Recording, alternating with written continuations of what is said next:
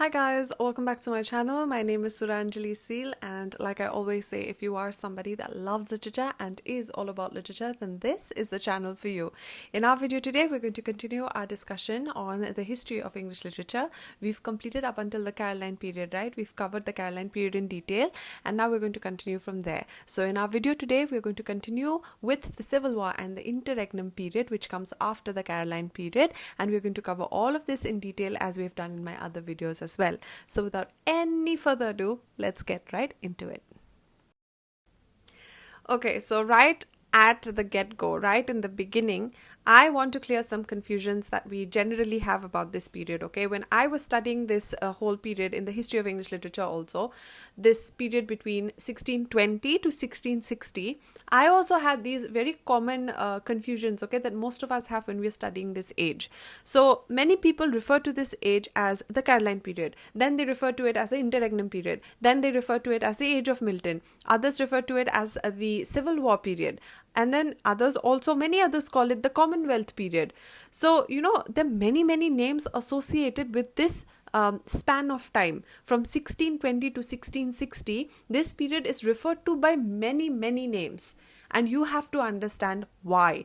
This whole thing, if you say yes, from 1620 to 1660 to 1660, it was the Puritan age, it was the age of Milton, yes, it was the Commonwealth period also, yes, it was the Civil War Interregnum also, yes, the Caroline period also falls into this period. It is true, all of these different periods, or all of these different strands, and all of these different names do fit in to this whole period that we're covering from 1620 to 1660. So we'll understand the background, okay? Let's just clear out this confusion first. The Puritan age and Interregnum period are often used interchangeably. That is, we sometimes refer to it as the Puritan age, sometimes we refer to it as the Interregnum period, to describe a period in English history between the execution of Charles I in 1649 and the restoration of the monarchy under Charles II in 1660. So I'll just give you this timeline, okay?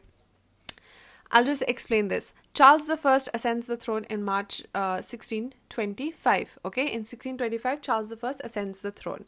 Then he rules. How does he rule? I told you in my other video, in my previous video, the Caroline Age, I told you that he ruled, he believed in the divine right of kings. He believed that, the king was the representative of God on earth. So whatever the king says has to be followed. Okay.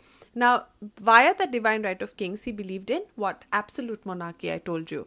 And that's where the problem started. He believed in absolute monarchy, that whatever the king says, absolute, it's absolute. Nobody can question it. Everybody has to follow it.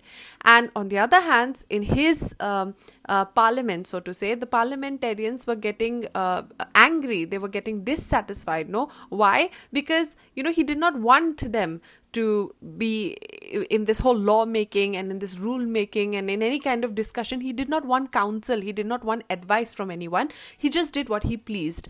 Now, the parliamentarians wanted constitutional monarchy. I already did the difference between absolute monarchy and constitutional monarchy in my other video, so make sure you watch it. So you know now that Charles the first rules was the first rule was like that. Charles the First's rule was like this. It was almost tyrannical. It was almost, or rather, it was absolute, and that did not sit well with a lot of many of the members of the society, people and parliamentarians, people with name and fame. They did not like it. They wanted constitutional monarchy. They also, even people from the church, were not liking that Charles I wanted this, this absolute power to do whatever he wanted, make whatever rules he wanted according to himself. So without taking counsel from anyone else. So this was the problem. Then the Civil War broke out. Civil War broke out, because, people, King Charles I, okay, wanted absolute monarchy. And like I told you, there were others who wanted parliamentary system or the constitutional monarchy, okay? So that's why the Civil War broke out. I'm going to do all of this in detail. I'm just giving you a timeline. Civil War broke out. After the Civil War broke out, Charles the first lost, and then after he lost, right, he was executed. And then we have the Commonwealth period, the Interregnum period. Interregnum, please look at the screen. Interregnum is a political term. Politically, this term literally means between reigns. and refers to the period when there was no monarch on the throne after the execution of Charles the First. I told you, like, civil war broke out, Charles the First was executed, and then we have a government, a system that is established, and that system did not have any monarch. Okay, that system did not. We have Lord Protector. We'll talk about all of this. We have Lord Protector, but we did not have a monarch. Okay, and this means between reign of Charles the First and Charles the Second, there was no monarch, and that's why this period is known as the interregnum. It's a political term. It's an interregnum, which literally means between reigns. So there was no monarch on the throne of England during this period. Then we have the Puritan age or the Commonwealth period. Now, interregnum and the Puritan age and the Commonwealth period are the same thing. Puritan, why is it known as the Puritan age? Because after Charles the First was executed, Oliver Cromwell, who is or is still known as one who was the main leading Puritan, he had Puritan beliefs and he was the one who led, this whole Puritan movement. Oliver Cromwell was the one who actually became the Lord Protector of England. Okay, so he is the one who actually, I'll read this. During the interregnum, England was ruled by Parliament. Remember, I told you Charles the First did not want a Parliament. So naturally, after Charles the First was executed, the first thing you do is establish a Parliament, and he ruled by Parliament under the Puritan leader. England was ruled by Parliament under the Puritan leader Oliver Cromwell. And since he's a Puritan leader, we refer to this whole interregnum period as the Puritan age also.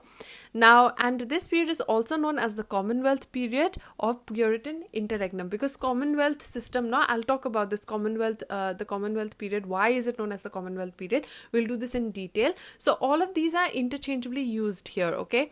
And then we have the Age of Milton. Now, Age of Milton, why do we refer to this period as the Age of Milton? This is from the cultural and the literary aspect of life.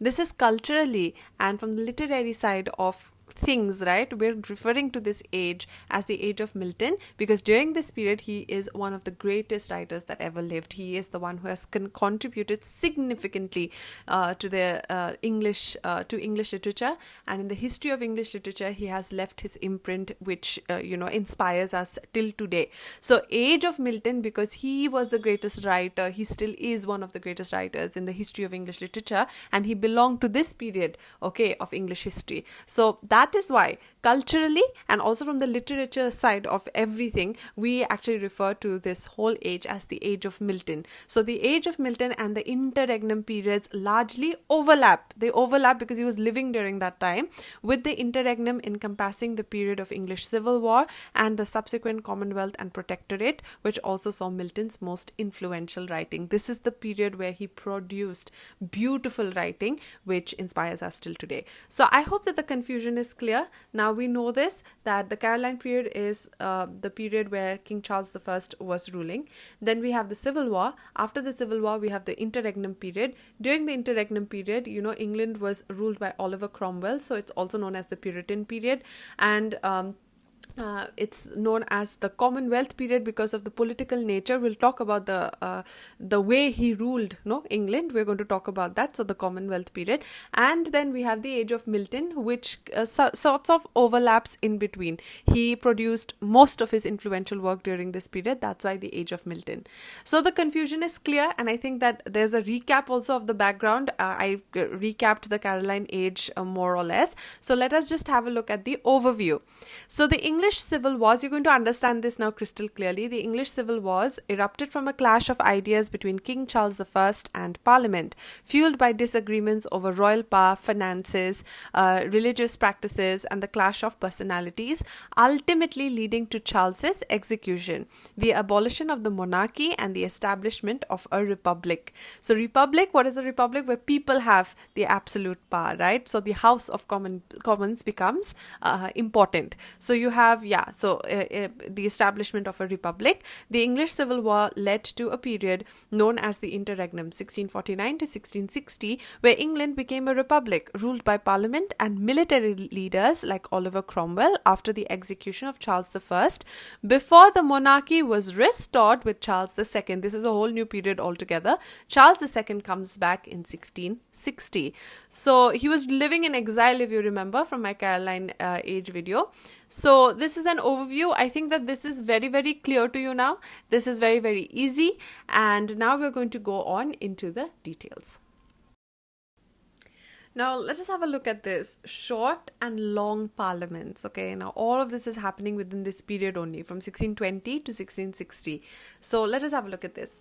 The Long Parliament was an English parliament which lasted from 1640 until 1660. It followed the fiasco of the Short Parliament, which had convened for only 3 weeks during the spring of 1640 after an 11-year parliamentary absence. Now, I'll tell you. Charles I ascends the throne, and I told you he wants absolute monarchy. He does not want a parliament. He does not want to, consult and take advice from others. He just wants to do what he wants, okay? Because he believes in the divine rights or right of kings. I explained this. Now, consequently, what happened, right? For 11 years, during his rule, there was a period of 11 years where the parliament did not exist only. The parliament was not formed. The parliament did not exist in the monarchy. He ruled absolutely. Okay, this is what happened. After that 11-year gap, right, there was rebellion, right? This is all of this is leading up to the Civil War, okay? You have to understand, little by little, these incidents actually contribute heavily and they lead up. You just need a spark, right? And they lead up to the Civil War. The Civil War happens. So what happens, of course, you can understand that there was a lot of resentment on the part of the people, on the part of political leaders, on the part of the church, that, the king is not listening to anybody, he's just doing what he likes. So what happens is, this 11-year period, there was no parliament whatsoever, okay? Little by little, he completely left the parliament. He does not want counsel from anyone. Now, after this, naturally, people must have protested. Naturally, people must have been like, you keep a parliament. Why are you doing this? Keep a parliament. And he decides that, okay, fine, let's call a parliament, okay? Now, he calls a parliament. He says that, yes, TK, let's form a parliament. Let's form this whole group. After he forms the group, it functions for only 3 weeks. He forms the parliament because there's pressure on him, right? That form the parliament. He forms the parliament. And then that parliament functions for only 3 weeks. And then he's like, no, I don't need a parliament anymore. So naturally, there's going to be resentment. There's going to be anger and hatred and opposition from many people, right? Who actually want things to be more parliamentary in nature. So people must have been telling him that you keep a parliament. He keeps the parliament, but it functions for 3 weeks. So what's the use? It's not a permanent one. No, it's not a permanent solution also. So after this fiasco, after so much of criticism, right? And after this whole fire is ignited, then the Long Parliament is called, okay? The Long Parliament was an English parliament which lasted from 1640 to 1660. So it's a considerable length of time. It's a considerable amount of time. So it is a long parliament. So this is the difference between the short and long parliament. Now, in the Long Parliament, this is what happens. In September 1640, King Charles I issued writs summoning a parliament to convene on 3rd November 1640. He intended it to pass financial bills only. Now you have to understand this. Parliament, right? Any rule, any legislation, bill is passed, it becomes an act. You need the parliament to function properly in order to keep justice alive, right? In order to, keep everything in check, so to say. Now, this person, he intended that, yes, let's form a parliament, but the parliament can only, function, or its jurisdiction, its right or its jurisdiction, the jurisdiction of the parliament will only be in up until the financial bills. It cannot take decisions regarding anything else. The parliament, what King Charles I wanted was that the parliament could only speak, because that time he was waging war, there was this whole war with Scotland and all of this, this thing was going on. It's not important from the literature point of view, but I'm still mentioning it.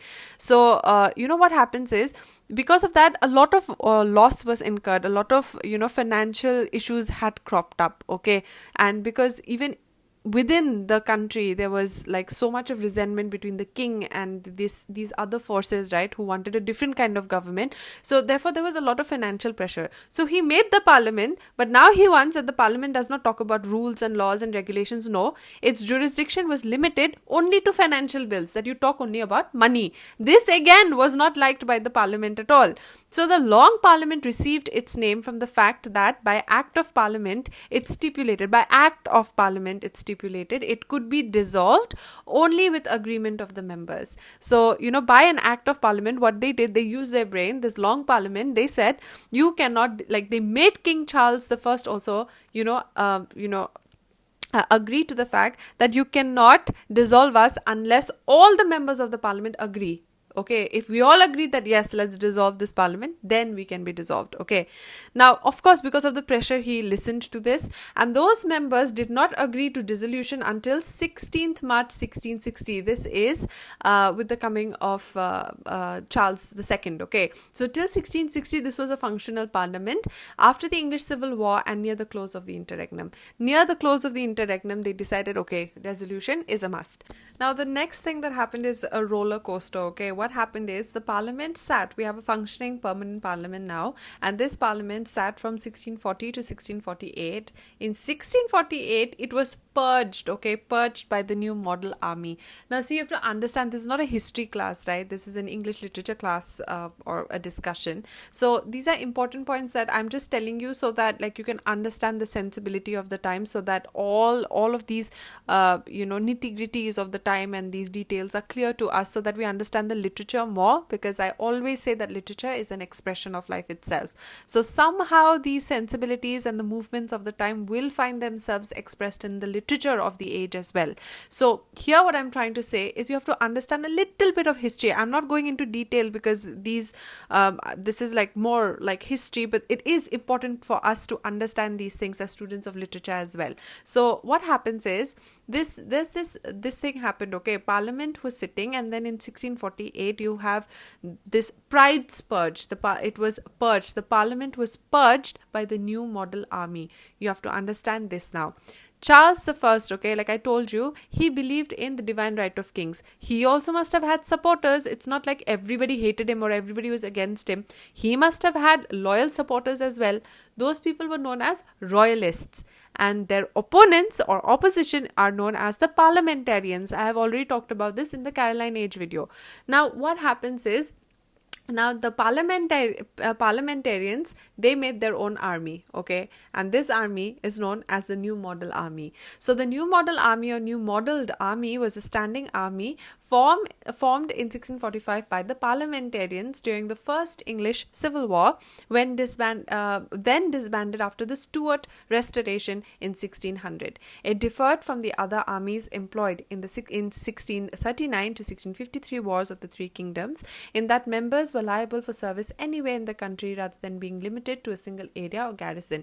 Now you have to understand this. The new model army was made by who? The king had his own army. Now you have the parliamentarians with their own army, the new model army. Now this army differed from the rest how? That this army was not stationed in a particular place. They could be commanded and they were liable to serve anywhere that they were commanded to. They would be said that yes, you come here today to serve, they have to go. If they say you have to go there to serve tomorrow, they have to go. It's not a fixed place. They had to, and other armies were like before them, there were other armies that were stationed in a particular garrison, particular place. But the new modeled army was liable to serve anywhere. Okay, this is the difference. Now here's something. You have the first English Civil War. So you have to understand the first English Civil War and the second English Civil Wars. So the Civil War was not one single war that has been fought. It was two. There was the first English Civil War and the second English Civil War. First English Civil War broke out because of this disagreement between Charles I and the parliamentarians, okay, where Charles I was defeated. He was defeated. He was taken prisoner. Okay, he was taken prisoner. After the first English Civil War ended with the defeat of the royalists, that is Charles I, he was imprisoned and but he continued to seek support and exploit divisions among his opponents. So you see, the interregnum period, civil war period, is not a period of constancy. It's, I told you in my Caroline period also, you have metaphysical poets, you have the Cavalier poetry, you have the royalists who are writing these poems. They're different things that are being experimented with. Why? Because the age itself was fragmented. Okay, the age itself had opponents, okay, who did not agree. So their view of the world was also different. That's why we have all these different kinds of poetry that were coming out at the time. So there's not one, like romantic poetry, I told you, you can see and read and say, yes, this is from the romantic period of literature. You can read, say, modern poetry and say, yes, this is from the modernism period. Then you can read, say, any other age has the distinct characteristics. The rise of the novel also, I told you, you can read and distinguish between a Victorian novel and a romantic era novel, right? So what I'm telling you is, here you have a period which is distorted, which has uprisings and fights, and this is a period where there was not peace and calm, and that's why the literature also is very different. You cannot just say that metaphysical poetry is same as Cavalier poetry. They're way poles apart. They're not the same. It's because each of these people who did not see eye to eye have a different view of the world, and how they view the world, that's how they're going to produce their literature, right? So this is what is happening. So the Royalist uprising, I told you, first civil war, Charles I against the parliamentarian, the Royalists versus the parliamentarians. Charles I is defeated. He's taken prisoner. Now, even in, like, this is like almost like a movie plot. Even while he was in prison, right, he planned and plotted in the prison. From the prison, he was planning and plotting, and used this brainwashing, and he used techniques and planning, plotting to actually, there were divisions between the society. So, Charles I is put to jail. But even among the parliamentarians, even among the church people, there were divisions. There were still divisions, and they were still, the opponents only themselves had divisions. And he exploited that. He actually used that. He further fueled this division, okay, between the two, and again the second civil war broke out. And he even sought help from the Scots. He was plotting from inside. He was seeking help from the Scots, and he was orchestrating this whole thing, so that, they also break up, so that they actually break down, that they don't succeed. So it's almost like a movie plot, right? It's almost like a movie plot. So this is exactly what happened. After the first English Civil War ended with the defeat of the Royalists, Charles I, while imprisoned, continued to seek support and exploit divisions among his opponents. Then the second civil war broke out because of that, and in 1648 he orchestrated a series of royalist uprisings across England and Wales, and an invasion of the northern England by the Scots, which led to this second English Civil War. Again, in the second English Civil War, his side lost. Okay, his side lost, and he was finally executed. So this is pretty much the end of Charles I, okay? Now, you have to understand this. What do we mean by purged? We understood the new modeled army, okay? Now we have to understand what does it mean to be purged by the new model army? What exactly happened? After this point, the remaining members of the House of Commons became known as the Rump Parliament. That means in 1648, when this whole purge thing happened, after that, the Parliament was known as the Rump Parliament. Oliver Cromwell disbanded the Rump in April 1653, replacing it with a succession of nominated and elected parliaments. So we have to understand two words over here, purged and the Rump Parliament. What does it actually mean? So, I told you, when Charles I was ruling and this long parliament sat, finally we have a permanent parliament, and what happens is, people were asking him, negotiating with Charles I and trying to convince him that you should have, you give us more rights. Our jurisdiction should be extended. It's not that we'll just pass financial bills or we'll just discuss on financial bills. What's the use of parliament then? Why do we only have to talk about money or the financial aspect of our kingdom? Why do we have to only be limited to that? They are trying to negotiate with Charles, okay, to change his worldview, to change his way of ruling. They're trying to negotiate with him. There is other parts. There's another division, okay. Both of them don't like Charles I, but there's this division is there. One wants to negotiate, and the other wants to actually go and become radical. They want to go and actually just throw him out of the throne. If you remember, even our Indian freedom struggle has similar strands, right? Like, yeah, we know that the Britishers were the ones at that time in colonial India. We would know that the imperialists were the ones that we were fighting against. Okay, even our mode of fighting was different. One side were the moderates, the other side were the radicals. They also were divided, right? We had a common enemy, but it was a division. That the moderates wanted negotiations, pamphlets and all they used, right? And then you have the radicals who actually wanted to be a little bit more aggressive. Now here too it's the same thing. They wanted King Charles out, or they wanted, like, their mode of governance to be different. Now one side was saying that yes, we should negotiate. The other side was saying that there's no negotiation possible at all. So that division was there already, and that's exactly what Charles I actually exploited later. So what happens is, after an all-day meeting on 5th December, Parliament voted by 129 to 83 to continue negotiating with the king. So you have the parliamentarians, they are saying that let's just keep negotiating with the king. Now what does the new model army, or what does the military think of this thing? What is that? What do Oliver Cromwell and Colonel Thomas Pride, what do they think about this? What's their opinion of the parliamentarians? As the MPs arrived, Pride, this Colonel Thomas Pride, okay, what happened is he stationed his army in different parts of the stairwell. Inside the parliament, he placed them in different places and at the door. And this is Colonel Thomas Pride, okay. So what did he do is, as the MPs arrived, Pride checked their names against a list of those considered enemies of the army. So here the division is between the army and the parliamentarians. So the parliamentarians has voted that let's negotiate with King Charles I, and the Colonel Thomas Pride was like, no.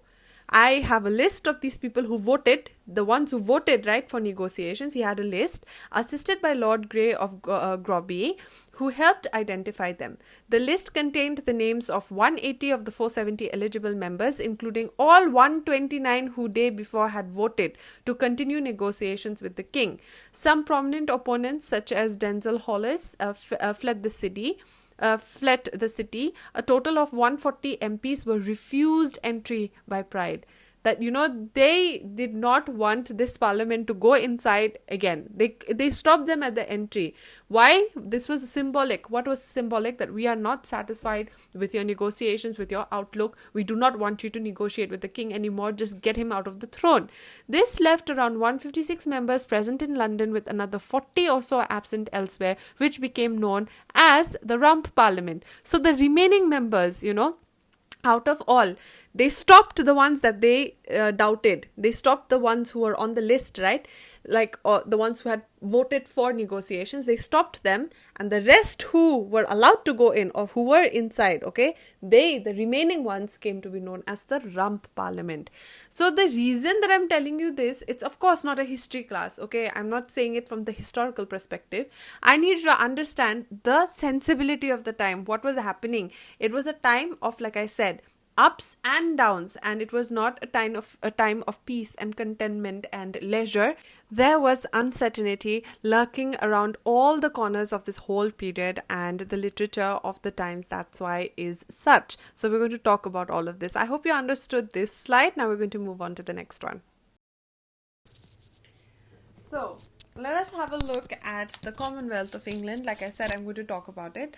The Commonwealth of England was the political structure during the period from 1649 to 1660, when England and Wales, later along with Ireland and Scotland, were governed as a republic after the end of the English Civil War and the trial and execution of Charles I. Now you have to understand one thing, okay? There's English Civil War is going on. There was a larger war that was being fought. That was the War of the Three Kingdoms. It's known as the War of the Three Kingdoms. It involved the kingdoms of England, and then Scotland, Ireland, and Wales.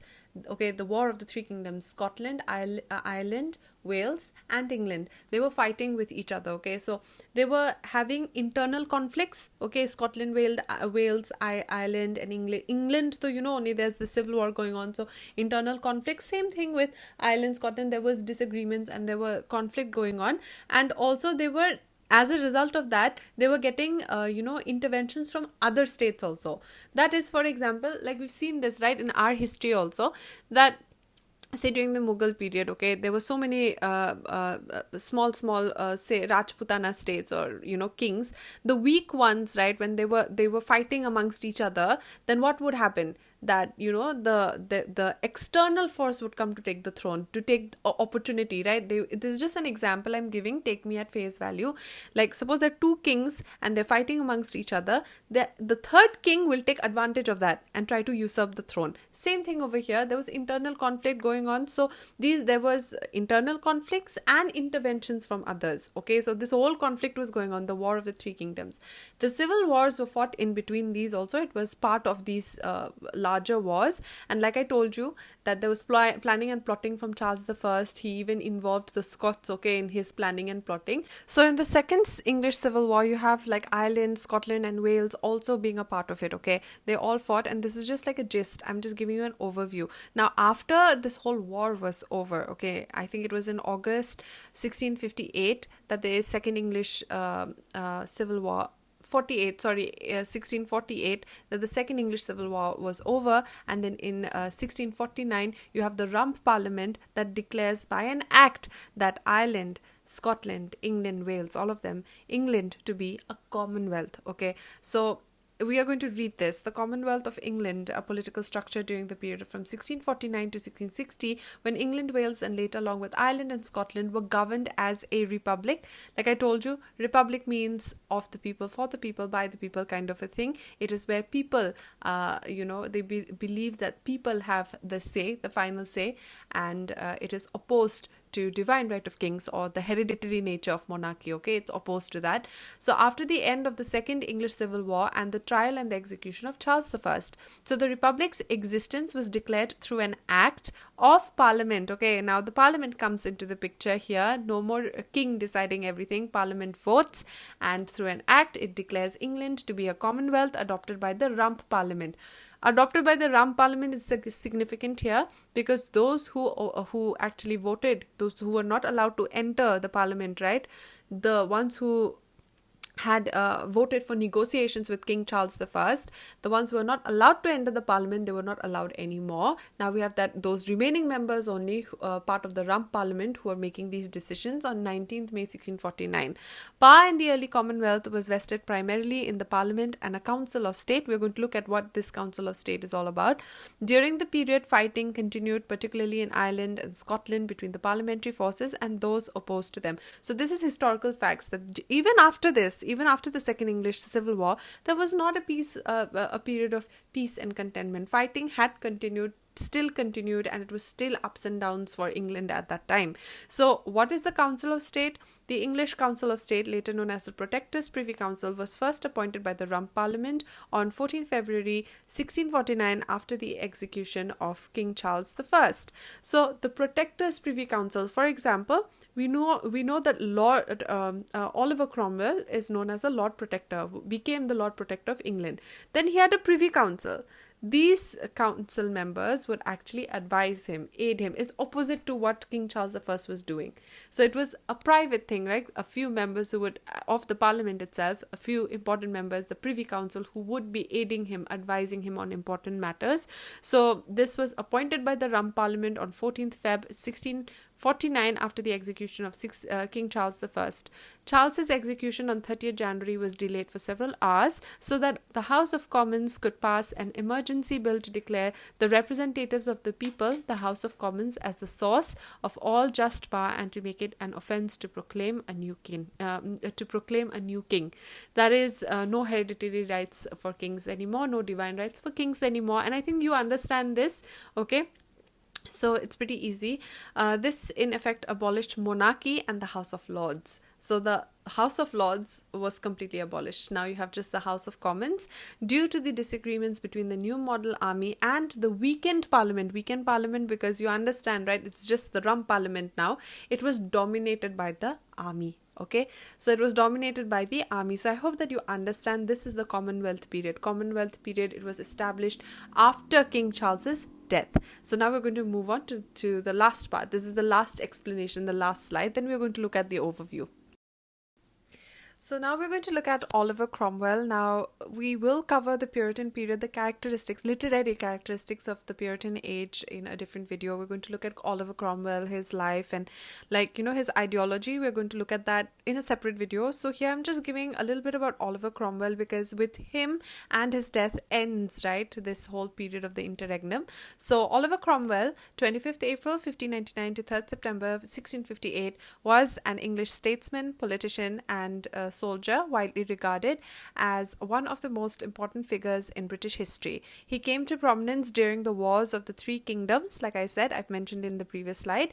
He came to prominence during the Wars of the Three Kingdoms, initially as a senior commander in the parliamentarian army and later as a politician. So a leading advocate for the execution of Charles I in January 1649, which led to the establishment of the Commonwealth of England. He ruled as Lord Protector from December 1653 until his death in September 1658. Pretty easy, there's nothing much to explain there. The death of Charles I and exile of his son is Charles II. He's going to come back again, right, in 1660. So the death of Charles I and exile of his son, followed by military victories in Ireland and Scotland, firmly established the Commonwealth and Cromwell's dominance over the new regime.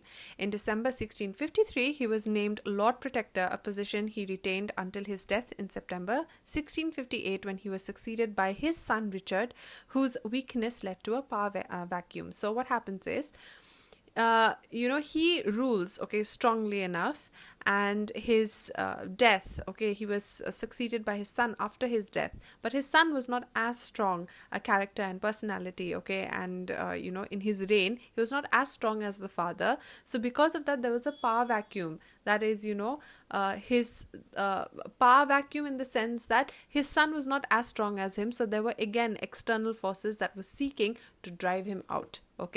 So this culminated in 1660 Stuart Restoration, that taking advantage of this, Charles II comes back, taking advantage of this power vacuum, right? Because of this power vacuum, Charles II takes advantage of that. He comes back, and then the Stuart Restoration takes place, right, in 1660, after which Cromwell's body was removed from Westminster Abbey and rehanged at Tyburn on 30th January 1661. So after his death, Cromwell's death, his body was removed. This is just too tragic, and it was rehanged, and his head was cut off and displayed on the roof of Westminster Hall. It remained there until at least 1684. So look at how many years the head was hung there. Charles II comes back, takes back the throne, and the Stuart Restoration happens, and Oliver Cromwell's body is removed, head is severed from the body, and it is hanged. It is hanged on the hall or the roof of Westminster Hall, and it remained there until 1864, 1661, to 1684. Look at the time. So it had been there for a long time, and this is the actual picture of Oliver Cromwell's head. This is an old picture that I found online, and I added it here for you all to see. This is his head that was hung there, and it had mysteriously disappeared. Then they say that the weather conditions were such that it fell off, and then it mysteriously disappeared, and then later they got back the head also. So all of that is there, but you just have to know that this is the timeline, 25th April 1599 to 3rd September 1658. This is Oliver Cromwell. We are going to cover his ideology and the literary aspect of the Puritan age in another separate video. So this is it for today. Now I have the last slide for today, where we're going to recap everything chronologically so that we understand the whole concept crystal clearly. So this is the chronology to remember. This is the English Civil War first, The English Civil War, this in its early stages, the vast majority on both sides supported the institution of monarchy, but disagreed on who held ultimate authority. Royalists generally argued both Parliament and the Church of England was subordinate to the king, while most of their parliamentarian opponents claimed that his supremacy did not extend to religion and wanted a form of constitutional monarchy. So the thing over here, again, I'll tell you, the royalists felt like both royalists and parliamentarian were in support of monarchy in the beginning. They wanted monarchy, Now, what happened is, what kind of monarchy? Royalists wanted absolute, parliamentarian wanted constitutional monarchy. That was the difference. Okay, they wanted monarchy, but the different kinds of monarchy, right? So conflict between royalist supporters of King Charles I and parliamentarians who supported parliament cause disagreements, religion, absolute monarchy, economic, all of these. Then you have execution of Charles I, executed in 1649. Between that, we have the first English Civil War, right, where Charles I is defeated, imprisoned. He plans and plots from jail, and then you have, the wars of the three kingdoms going on.